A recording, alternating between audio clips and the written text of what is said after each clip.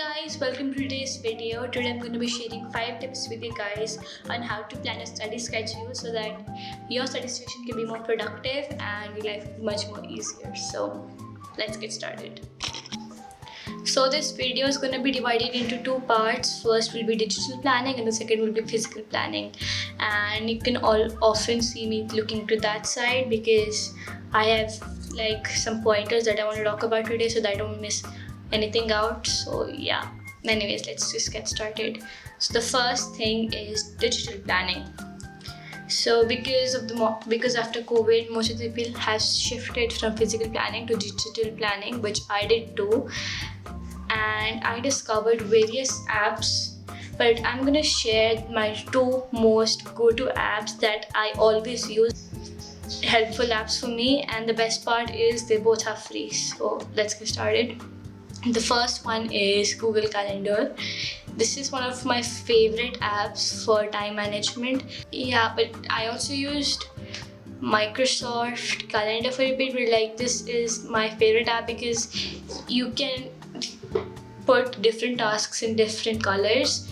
So in this you can add or remove events or tasks, whatever you like. And supposing you have to make a project that's supposing you're going to take 2 hours, you can just block that out on your calendar. So that when you open it, you already know that you already have a task that you have to do in that sort of time, and you've already blocked that time period. So you know that you can't be doing anything else in those 2 hours instead of just that.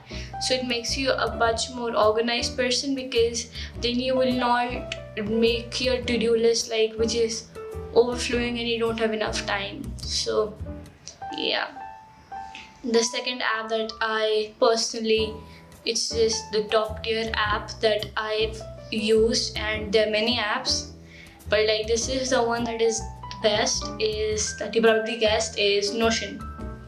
It is also a free app, and you can also take its membership, which is totally up to you, but I use the free version. So it is a very versatile app. You can use it for your daily diary entries, like a bullet journal, but digital. You can use different colors, you can add videos, you can add documents, pictures, you can create to-do lists. Many people, I've also used it a few times for note taking because it's just so great and it stays there forever. You can create so many workspaces, you can make many pages and then sub pages, and it's just amazing app.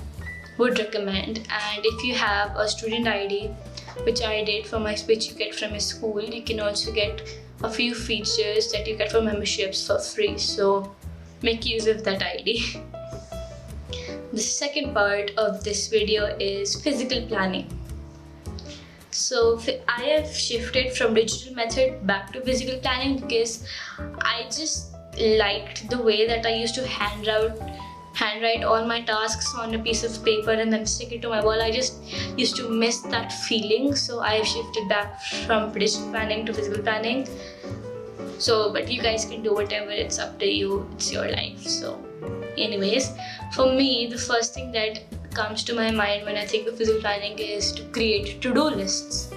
So as my school just started, we get tons of homework, and then we have lots of tests coming up, lots of projects, and sometimes I pass the due dates and I forget that I had to do this. So the thing that I do is, after coming back from school, I make a to-do list for myself for the night before, and then after school I just add more stuff in it because I also get my homework.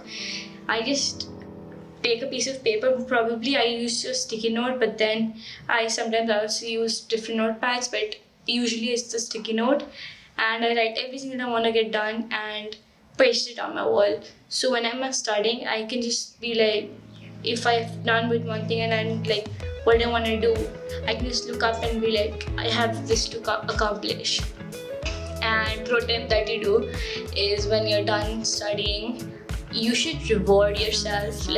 It keeps you motivated to do that, whatever you're doing. So if you have to-do list, you just look up to it yes, I will finish it and I will be rewarded.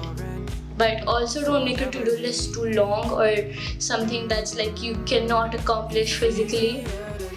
Supposing you have 2 projects to make, like 2 big projects, and then tests coming up. You possibly can't do everything in one day. So just make sure that you don't overwork yourself, and because sometimes you can't achieve those goals and then it makes you less motivated to do them. So make sure to look out for that.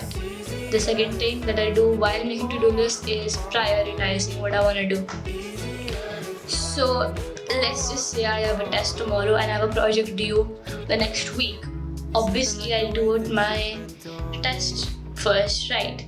But sometimes what can happen is I would go like, I can prepare for my test in the evening. I should rather start with my project right now because it will take a lot of time. But at the end, we all know what happens. I don't get enough time and I eventually do bad on the test. So the thing is, you have to prioritize all your tasks. Sometimes you even forget that you have a due date coming tomorrow. That's why prioritizing comes in help. So prioritize the task, it makes your life so much easier and makes so much sense when you look up to it and be like, yes, I have to do that, instead of just going through to do this, like what do I have to do next, you know. The third thing is bullet journaling. Of course, it's just like Notion. Like I said in Notion, it's like bullet journal but digital. So if you have used Notion and you have never used a bullet journal, just like Notion but like in a book. So this is the bullet journal that I use. It's from Factor Notes. It just has like dotted pages, and then I make spreads of my own. So if you guys want a sneak peek in my August spread, it looks a bit like this. No, it's 1st of August, 2nd August, so yeah. It's just like a calendar that you get in Notion, but I hand drew it because I just like doing it. It's like self-therapy for me. And then I also have study trackers, sleep trackers and all that stuff. So it's basically, and I also write my school stuff here. So it's your life organizer. But as I'm a student, I use it mainly for my study management and my physical health management. Because when you're studying, sometimes you just don't worry about your health, but when you have a tracker, you'll be like, yes, I'm not doing enough for myself and I need to improve. So in this, I usually write all my due dates, all my projects that are coming up, or pointers that my teachers told me for my projects, and then I write syllabus and I write all the tests that are coming up. And every day, I make these daily log to-do lists, and I checked it, then I transferred it to a sticky note and then I paste it on my wall. Another thing that I used is this method, so yeah, that was it for my bullet journal. It's like a very personal thing for you, and it's a very versatile. You can make it for your to-do list or your study management, or you can just make it as a diary, you know.